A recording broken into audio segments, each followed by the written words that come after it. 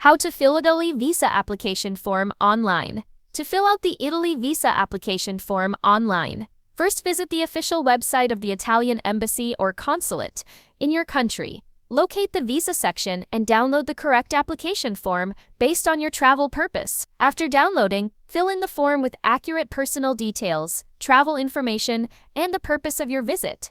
Make sure to complete all sections as required. Next, gather all necessary supporting documents, such as passport-sized photos, your valid passport, travel itinerary, proof of accommodation, and financial statements, as well as any other documents specified by the embassy. Once your form is ready and documents are gathered, schedule an appointment using the embassy's online booking system. Attend the appointment with all your required documents and biometric data, as the embassy may require this during your submission. After submission, you can track the status of your application through the embassy's online portal or by contacting them directly for updates.